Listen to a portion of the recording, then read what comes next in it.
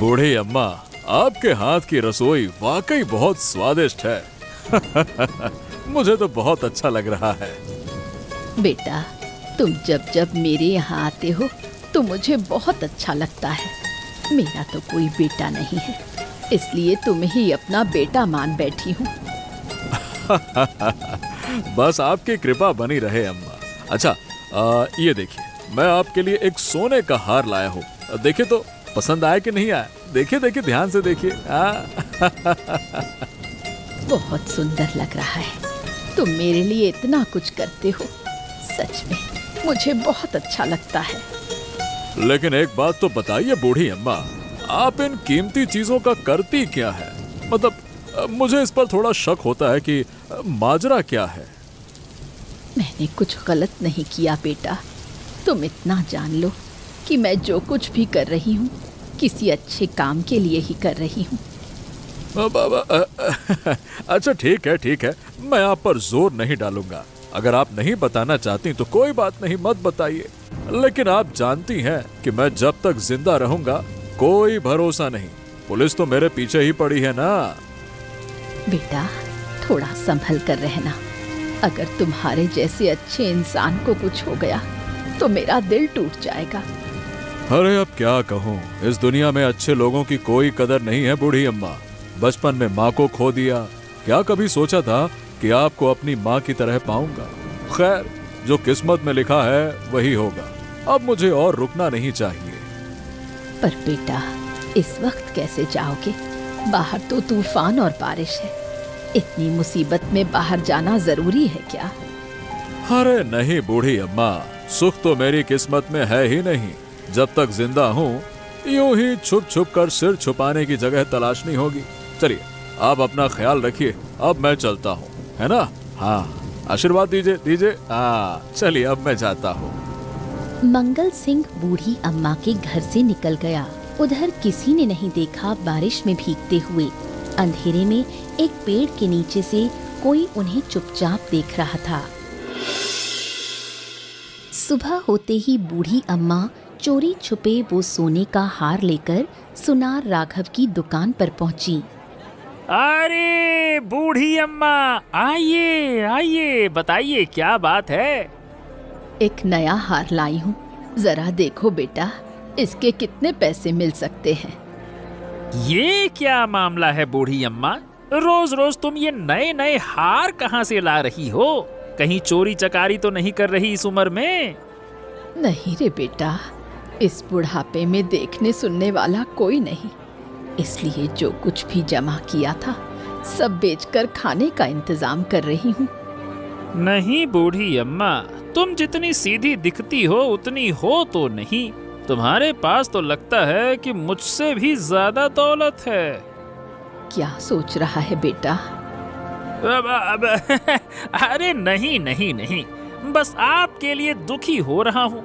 इस तरह की कीमती चीजें बेचनी पड़ रही हैं। बताओ भला, आपके बेटे तो आपको छोड़कर चले गए, ये बहुत दुख की बात है। ये तो जमाने की हवा है। बेटा बड़ा होते ही माँ बाप को देखता नहीं। जब उन्हें खाना नहीं मिलता था तब मैंने अपने मुंह का कौर उन्हें दिया था, और आज क्या कहूँ।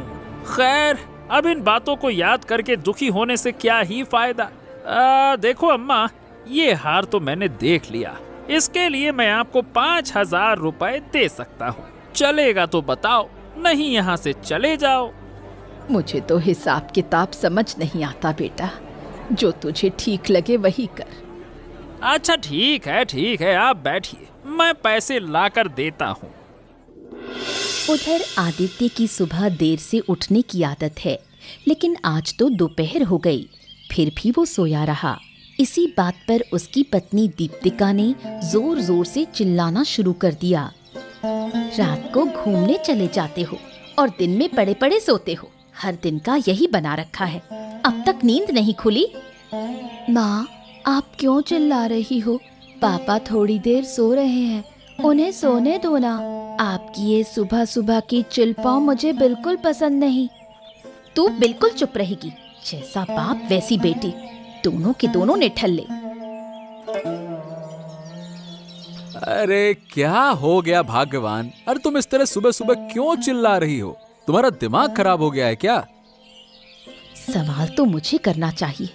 दिन चढ़ गया है, लोग खेत का काम निपटाकर बाजार से सामान लाकर घर भी आ चुके हैं और तुमने अब तक उठने का नाम नहीं लिया। इस तरह आलस से कैसे चलेगा? ए सुनो भाग्यवान, जितनी चिंता तुम्हें घर की है ना, उतनी ही मुझे भी है। फालतू की बातें ना करा करो सुबह सुबह। घर में एक दाना नहीं है, चावल दाल सब्जी कुछ नहीं, लाएगा कौन? अरे सुनो तो, मैं क्या रात को यूं ही निकल जाता हूँ क्या? काम की तलाश में ही तो जाता हूँ। ऐसा कौन सा काम है जो रात को करना पड़ता है? चोरी चकारी कर रहे हो क्या? अब देखो, वो मैं अभी नहीं बताऊंगा, लेकिन सही समय पर तुम्हें एक तोहफा जरूर दूंगा। हाँ, अरे बस देखती रहो, धीरे धीरे सब ठीक हो जाएगा। मैं हूं ना। हाँ पापा, मुझे पूजा में नई ड्रेस दिलाओगे ना? हाँ हाँ बेटा, क्यों नहीं दिलवाऊंगा।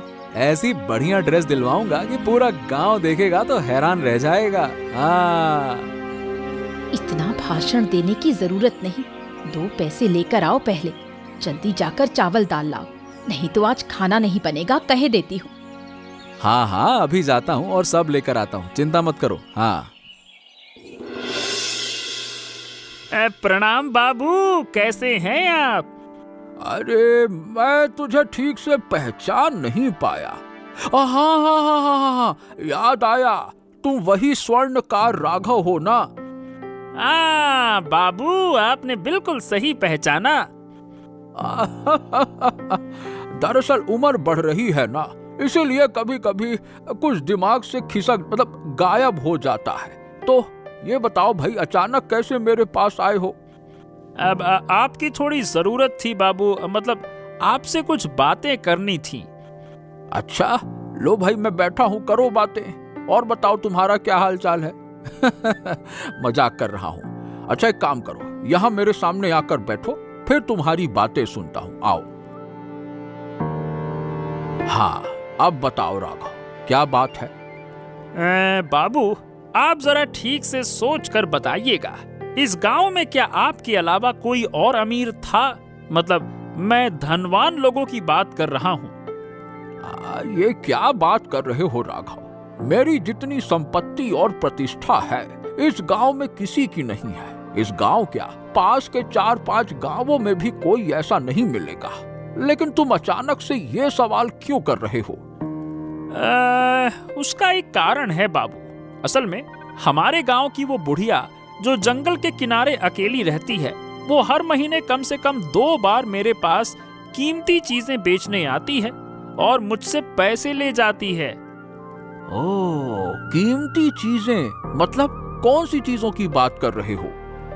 अरे मतलब अलग अलग तरह की सोने के गहने और भी कई महंगे सामान। पहले तो मैंने ध्यान ना दिया, लेकिन धीरे धीरे शक बढ़ने लगा। अरे तुम्हारी बातें सुनकर तो मुझे भी शक हो रहा है। तो फिर क्यों ना एक बार उस पर नजर रखी जाए, क्या कहते हो? हाँ, मैंने उससे पूछा था कि ये चीजें तुमको कहाँ से मिलती हैं, लेकिन उसने कोई जवाब ना दिया। बस बोली कि सब कुछ उसके पास पहले से ही था, उसका बेटा तो देखता नहीं उसको, इसीलिए बेचकर गुजर बसर करना पड़ रहा है। हाँ, अब बात ये है कि तुम्हारे पास भी ज्यादा वक्त नहीं है और मेरी भी उम्र हो गई है। हाँ, लेकिन इस उम्र में वो बुढ़िया चोरी डकैती करने लगेगी, ये सोच पाना भी थोड़ा मुश्किल है। वही तो बाबू, मैं समझ नहीं पा रहा। चलिए खैर, आप चिंता मत कीजिए, मैं कुछ दिन उसके बारे में जानकारी इकट्ठा करता हूँ, फिर देखते हैं क्या होता है। मैं आपको सब कुछ बताऊंगा, ठीक है? चलिए बाबू, राम राम, ध्यान रखिए। आदित्य रात में बुढ़िया के घर पहुंचा। बाहर से आवाज लगाई, अरे बूढ़ी माँ, अरे ओ बूढ़ी माँ, अरे घर में छिपकर बैठने से क्या होगा? देखो, आज रात तुम्हारे घर फिर से एक मेहमान आया है, क्या उसका सत्कार नहीं करोगी? ओ बूढ़ी माँ। कौन है बेटा? मंगल आया है क्या? अरे कोई मंगल बुधवार नहीं, मैं आदित्य हूँ, तुमसे कुछ बात करनी है। चलो चलो चलो चलो। अरे अंदर चलो ना, मेहमान का सत्कार नहीं करोगी क्या? चलो चलो आ जाओ अंदर आ जाओ। आदित्य, मैं ठीक से पहचान नहीं पा रही हूँ। अरे अंधेरे में मुझे पहचान पाओगी क्या? अरे अंदर तो चलो, फिर आराम से बात करेंगे, बढ़िया पानी वानी पियेंगे। आओ आओ अंदर आओ, अपना ही घर समझो। आ जाओ बूढ़ी अम्मा, आ जाओ। अच्छा आओ, अंदर आओ। हाँ, तो अब मैं असली बात पर आता हूँ। निकालो। निकालो? क्या चीज चाहिए तुम्हें? अरे मेहमान का सत्कार नहीं करोगी? सुना है तुम बहुत अच्छे से मेहमान नवाजी करती हो। तुम क्या कहने आए हो? जल्दी बोलो, मुझे अच्छा नहीं लग रहा, नींद आ रही है। मेरी बात ध्यान से सुनो। तुम जो चोरी छुपे काम कर रही हो सब पता है मुझे। अगर इस वक्त मुझे पैसे नहीं मिले ना तो मैं सबको बता दूंगा। हाँ। क्या कह रहे हो? एक बुढ़िया को रात के वक्त आकर यूं परेशान करते हुए तुम्हें शर्म नहीं आती? ओ बुढ़िया, बकवास नहीं करने आया मैं यहाँ पे। मैं बस एक बात जानना चाहता हूँ, उस डकैत मंगल सिंह से तुम्हारा क्या रिश्ता है? बोलो। अचानक आदित्य की बात सुनकर बुढ़िया थोड़ी डर जाती है। क्या हुआ बूढ़ी माँ? क्या हो गया? डर गई? डरूं क्यों? अगर तू मुझे रात में कहानियां सुनाने आया है तो मैं क्या कर सकती हूँ? ए बूढ़ी माँ, झूठ बोलने की कोशिश तो मुझसे करो मत। मुझे सब पता है, सब समझता हूँ। इसीलिए जो भी बोलो सोच समझ कर बोलो, वरना मुझे पुलिस के पास जाना ही होगा। बता रहा हूँ पहले से। तुम जेल जाओगी और वो तुम्हारा डकैत भी। बात करती हो। इस तरह धमकी देने पर बुढ़िया टूट गई। दया कर बेटा, किसी को कुछ मत बताना, जो चाहिए मैं दे दूंगी। हाँ तो मैं कहाँ तुम्हें जेल भेज रहा हूँ। शांति शांति, रोना धोना नहीं। पैसा निकालो, मेहमान नवाजी करो। वो डकैत कल ही तुम्हारे घर पर आया था, मुझे सब पता है। जरूर तुम्हें कुछ न कुछ देकर गया होगा। बेटा, वो पैसे मुझे जरूरत के लिए चाहिए थे। अगर तुम मुझ पर दया करो। मैंने क्या कहा था? या तो मुझे पैसे दो या मैं सब कुछ पुलिस को बता दूंगा। बोलो अम्मा, क्या करना है? मैं तुम्हें दे रही हूँ बेटा, जो पैसे मेरे पास हैं ले लो, लेकिन वादा करो किसी को कुछ नहीं बताओगे, ना पुलिस को। हाँ, अगर तुम मेरी बात मानोगी तो मैं किसी को कुछ नहीं बताऊंगा।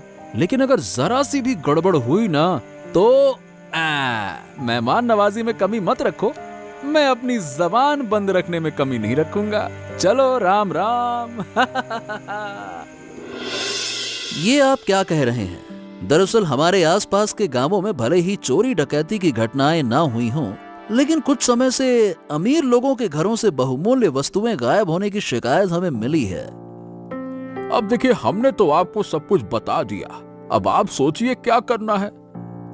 देखिए, यहाँ जितनी भी सुविधाएं हैं उतनी ही परेशानी भी है। उस बूढ़ी माँ की उम्र ज्यादा हो गई है, उन्हें तो परेशान नहीं किया जा सकता, लेकिन अगर हमें पता चले कि वो चीजें कहाँ से ला रही हैं और किसका उसके घर आना जाना है तो हम कुछ कर सकते हैं। अब आप थोड़ी नजर रखिए, देखो तो सही कुछ कर सकते हैं या नहीं। हाँ, आप निश्चिंत रहिए, और राघव बाबू हैं ही, ये हमारी जरूर मदद करेंगे। क्यों राघव बाबू? अरे जरूर जरूर जरूर, क्यों नहीं। तो फिर ऐसा करते हैं कि मैं कुछ दिन उस बुढ़िया पर नजर रखता हूँ और फिर देखते हैं क्या होता है। हाँ, खासकर उसके घर किसका आना जाना है ये जानना बहुत जरूरी है। ठीक है? हाँ हाँ हाँ हाँ, आप चिंता न करें। चोर तो अक्सर रात को ही काम करते हैं। मैं छिपकर सब कुछ देख लूंगा और जानकारी लाकर आपको दे दूंगा। हाँ तो ठीक है, फिर ऐसा ही किया जाएगा। अगले दिन आदित्य बाजार से एक बड़ी मछली अपनी पत्नी और बेटी के लिए नए कपड़े वगैरह लेकर घर लौटा। अरे भाग्यवान, कहाँ गई थी तुम? अरे देखो तो तुम्हारे लिए क्या क्या लेकर आया हूँ। अरे बाहर आओ, बाहर आओ। भाग्यवान बेटा, बाहर आओ।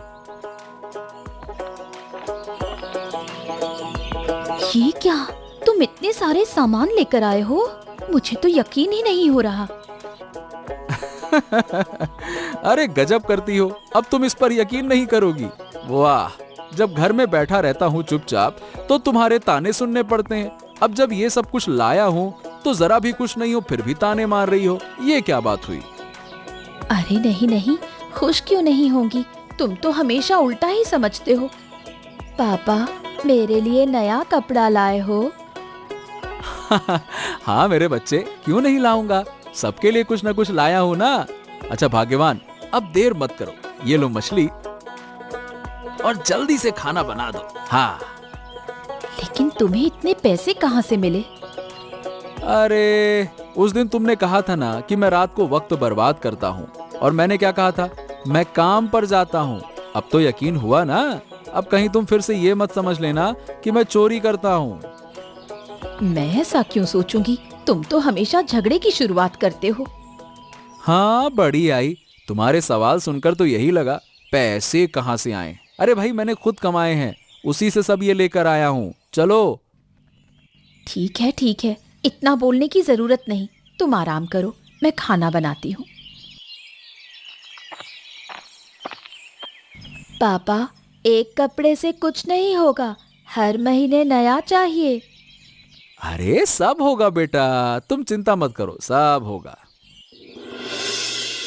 मोनिका ने कई सालों से अनाथ बच्चों के लिए ये आश्रम बनाया है। बहुत से लोग अपनी मर्जी से आर्थिक मदद करते हैं। बुजुर्ग महिला भी उन्हीं में से एक है। बूढ़ी माँ, आइए आइए, बहुत दिनों बाद आए। मैंने तो सोचा था आप हमें भूल ही गई। दरअसल उम्र हो गई है, अब हर समय आना हो नहीं पाता। लेकिन ये मत समझना कि मैं तुम्हें भूल गई। मैंने कितनी बार कहा है, आप अकेली रहती हैं। अगर कभी तबीयत खराब हो जाए तो मुसीबत हो जाएगी। आप हमारे पास क्यों नहीं आ जाती? लेकिन आप हमारी एक भी बात नहीं सुनती। मैं किसी पर बोझ नहीं बनना चाहती। इसी तरह अकेले रहते रहते एक दिन मर जाऊंगी, वही मेरे लिए सुखद होगा। लो बेटा, इस बार ज्यादा पैसे नहीं ला पाई, ये कुछ ही पैसे हैं। मैंने तो आपको मना किया है कि आप कुछ ना लाएं। आप खुद बुजुर्ग हैं, आपकी देखभाल हमारी जिम्मेदारी है। उल्टा आप ही हमारी मदद करती हैं। इन नन्हे मुन्नों की हंसी देखकर दिल खुश हो जाता है। तुम जो इन अनाथ बच्चों को पाल पोस रही हो, वही बहुत बड़ी बात है। जब तक जिंदा रहूंगी तुम्हारी मदद करती रहूंगी। तुम मुझे मत रोको। चलिए, यहाँ खड़े खड़े कब तक बात करेंगी? चलिए बच्चों से थोड़ी बात करें, आपका मन भी अच्छा रहेगा। हाँ बेटा, चलो बच्चों से थोड़ी बात कर लूं, फिर घर जाऊंगी। आदित्य खुशी खुशी रास्ते पर चल रहा था। उधर से राघव अपने कुछ प्लान सोचते हुए आ रहा था। अचानक आदित्य को देखकर उसके दिमाग में एक चालाकी आई। अरे ओ भैया आदित्य, जरा रुको रुको रुको, तुमसे कुछ बात करनी है। हाँ दादा, क्या बात है, कहिए ना। अरे मैं क्या कह रहा हूँ, तू कोई काम धंधा नहीं करता क्या? सारा दिन इधर उधर घूमता रहता है। देख, मैं तुझे काम देना चाहता हूँ, करेगा क्या? ये क्या बात कर रहे हैं आप मुझे अपमानित करने के लिए बुलाए थे क्या? कोई काम धंधा नहीं करता, काहे को मुझे बेकार करें? आपको क्या पता मैं कोई काम नहीं करता? अरे नहीं रे नहीं, तू मेरी बातों से भड़क क्यों रहा है? देख, तूने तो सिर्फ पहली वाली बात सुनी, लेकिन जो मैंने बाद में कहा वो तूने नहीं सुना क्या? हाँ, बताओ क्या काम है? वैसे मेरे पास ज्यादा समय नहीं है, बताओ, फिर भी सुन लेता हूँ। हाँ देख, काम बहुत गुप्त है। ये बात बस हमारे बीच रहनी चाहिए, किसी को पता नहीं चलना चाहिए। देखो दादा, जो कहना है साफ साफ कहो, मेरे पास ज्यादा वक्त नहीं है। अरे वक्त नहीं है, मेरी बात सुन। एक आदमी पर नजर रखनी होगी, ये बता कर पाएगा? अरे क्या तुम्हारे दुकान में अब कोई काम नहीं बचा क्या? अब की अब जासूसी भी करोगे तुम, हैं?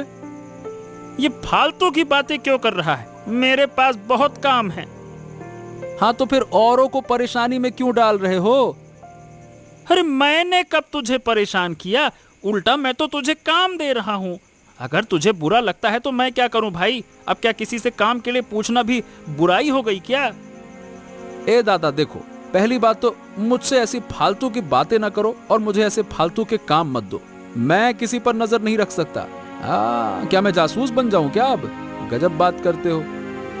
ए भैया, जरा सोच तो लो, मैं तुझे फोकट के काम नहीं दे रहा, पैसे दूंगा इसके। बात करता है, मुफ्त में नहीं करवाता। रुक जाओ, सोचता हूँ। सोच लिया, तुम्हारे पैसे तुम ही रखो, मुझे जरूरत नहीं है, और आगे से मुझे इस तरह तंग मत करना। बात करते हैं। अच्छा, बड़ा आया। 2 दिन पहले तो मेरे सामने हाथ फैला रहा था, आज इतनी बड़ी बड़ी बातें कर रहा है। ये कैसे हुआ? तेरा भी हिसाब करना पड़ेगा बेटा। अरे ओ बाबू, बाबू दरवाजा खोलो! अरे ओ बाबू, दरवाजा खोलो! अरे बाबू, जल्दी से दरवाजा खोलो! अरे बाबू, सो गए क्या? ए बाबू! अरे आ गया भाई, आ गया। क्या हुआ राघव? इतनी रात को क्यों चिल्ला रहे हो? क्या बात है? अरे क्या बताऊं बाबू, जो चीज अभी देखा हूँ वो जुबान से कह पाना मुश्किल है, इसलिए तो इतनी रात को आने पर मजबूर हो गया। सुबह तक का इंतजार नहीं कर सकता था। अरे भाई, तो क्या उस बूढ़ी औरत के घर से आ रहे हो क्या? हाँ बाबू, उसी वजह से तो आपके पास दौड़ता हुआ आया हूँ। हमारी आंखों के सामने इतना बड़ा कांड हो गया और हमें कुछ पता ही नहीं चला। क्या बात कर रहे हो? किसी को देखा क्या तुमने? हमारे आदित्य को। वो हर रात बूढ़ी से मिलने जाता है। आज मैंने 2 बार उसे रंगे हाथों पकड़ा। 2 बार? कैसे? अरे सुबह बहुत बड़ी गलती करने जा रहा था मैं। आदित्य को यह जिम्मेदारी सौंपने वाला था कि वो समय निकाल कर उस बूढ़ी पर नजर रखे, बदले में उसे कुछ पैसे भी देता मैं, लेकिन उसने मेरी बात को टाल दिया, कुछ सुना ही नहीं। अच्छा, फिर? तभी मुझे उस पर थोड़ा शक हुआ। रात को मैं वहां गया और एक पेड़ के पीछे छिप गया। अचानक देखा कि वहां पे आदित्य आ गया और चुपचाप बूढ़ी के घर से चला गया। तभी मुझे समझ में आया कि दोनों मिलकर रात के वक्त चोरी करते हैं। अरे ससुरा, ये माजरा है। फिर तो सबसे पहले आदित्य को पकड़ना होगा, फिर उस चालाक बूढ़ी को। एक काम करते हैं, कल ही पुलिस को लाकर इन दोनों का इंतजाम करवाना होगा। हाँ बाबू, कल ही कुछ करना होगा, फिर उस आदित्य का मुंह हमेशा के लिए बंद कर दूंगा। बहुत बड़ी बड़ी बातें कर रहा था आज मुझसे। बड़ा आया। अगले दिन सुबह हरि प्रसाद और राघव पुलिस को साथ लेकर आदित्य के घर पहुंचे। पुलिस को देखकर वो चौंक गई और डर भी गई। बाबू, आप लोग मेरे घर क्यों आए हैं? कुछ हुआ क्या? क्यों भाई, कहाँ है आदित्य? वो इतनी सुबह नहीं उठता, उसकी नींद देर से खुलती है। कुछ बताइए, क्या बात है? अरे क्यों? देर से क्यों उठता है? क्या रात भर नींद नहीं आती क्या उसे? असल में बाबू, वो रात में थोड़ा काम पर जाता है, उसी वजह से। अच्छा, तो हमें एक और सबूत मिल गया हरि प्रसाद जी। आप जो कह रहे थे वो सही बात है। देखिए, इसकी बीवी ने भी कह दिया। किस सबूत की बात कर रहे हैं बाबू? मैं तो कुछ भी समझ नहीं पा रही हूँ। हाँ, धीरे धीरे सब समझ में आ जाएगा। आप जरा जल्दी से अपने पति देव को बुलाइए, हम ज्यादा देर यहाँ खड़े नहीं रह सकते।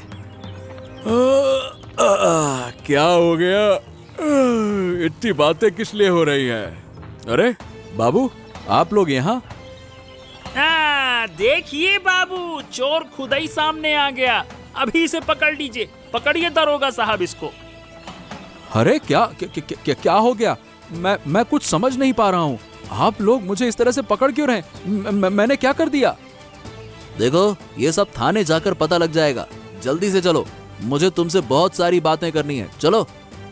बाबू, क्या हुआ बताइए ना। उसे छोड़ दीजिए, हम गरीब लोग हैं, 2 वक्त की रोटी भी मुश्किल से मिलती है। हाँ, दिख रहा है कि कितनी मुश्किल से तुम्हें रोटी मिलती है। अच्छा, अब पुलिस बाबू, किसी की बात मत सुनिए, जल्दी से चलिए यहाँ से, चलिए।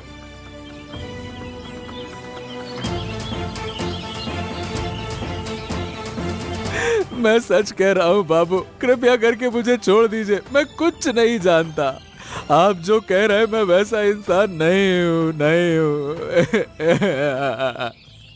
अबे ओए, झूठ बोलने से काम नहीं चलेगा। एक बात साफ साफ बता, वो बूढ़ी तुझे चोरी करने के लिए क्यों कहती है, बता।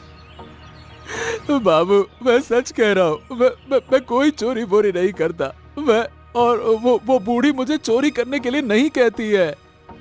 अगर नहीं कहती है तो तू रात में उस बूढ़ी से मिलने के लिए क्यों गया था? पहले भी तेरा वहां आना जाना था, बता, ये सच है ना? हाँ बाबू ये सच है, लेकिन मैं वहाँ किसी और वजह से जाता था, मैं चोरी नहीं करता। देख, अगर बचना चाहता है तो पूरा मामला साफ साफ बता दे। अगर एक शब्द भी झूठ निकला तो तुझे कोई बचा नहीं सकता, समझ गया? बता रहा हूँ बाबू।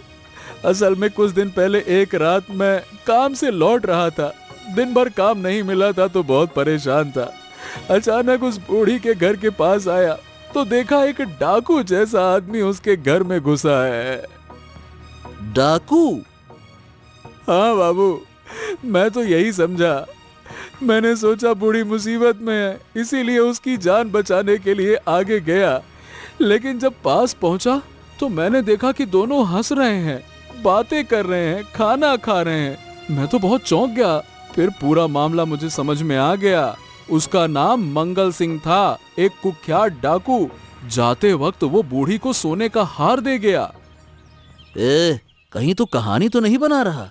वैसे तू झूठ बहुत अच्छा बोल लेता है, क्यों रे? नहीं बाबू, नहीं, मैं सच कह रहा हूँ। अगर आपको विश्वास नहीं हो रहा तो आज आप रात में वहां रहिए, आज रात फिर से वो डाकू आएगा। ठीक है, अब जब तू कह रहा है तो हम अपने दल के साथ वहां छुपकर बैठेंगे। अगर तेरी बात सही निकली तो तुझे छोड़ देंगे, और अगर झूठ हुआ तो फिर तुझे कोई नहीं बचा पाएगा, याद रखना। आदित्य की पत्नी दीपिका और उसकी बेटी राधा घर की दहलीज पर बैठे रो रहे हैं। अरे राधा, तेरे पापा को वो लोग छोड़ देंगे ना? कहीं उन्हें हमेशा के लिए तो नहीं ले गए? माँ तुम मत रो, तुम्हें रोते देखकर मुझे बहुत बुरा लग रहा है। हम एक बार चलकर पुलिस अंकल के पैर पकड़ेंगे, वो जरूर मेरे पापा को छोड़ देंगे।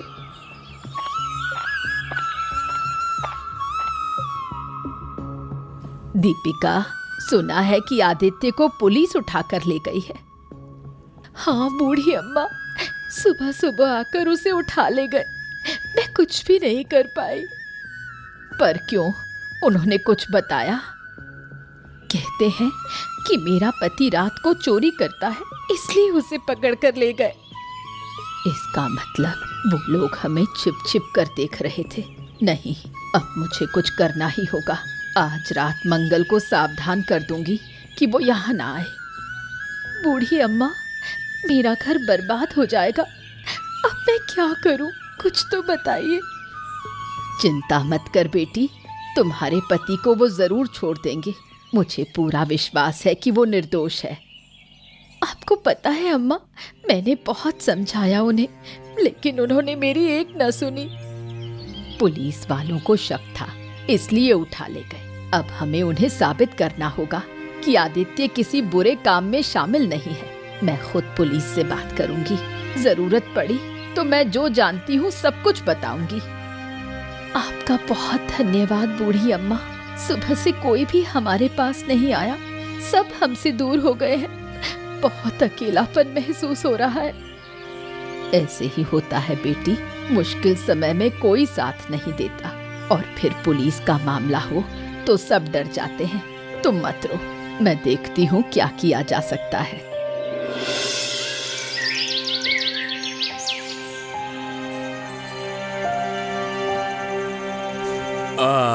कैसी हो अम्मा?